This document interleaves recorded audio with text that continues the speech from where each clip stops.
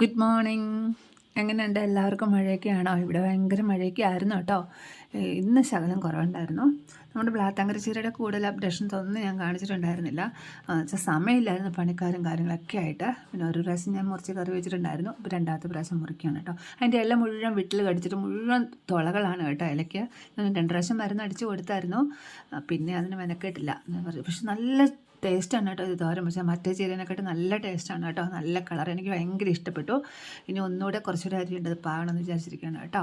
പിന്നെ നമ്മുടെ മുറ്റത്തിൻ്റെ കാര്യങ്ങൾ, ഞാൻ ചെടികൾ നോക്കിയിട്ട് കുറച്ച് ദിവസങ്ങളായി, അതായത് ഇറങ്ങാൻ പറ്റണ്ടേ.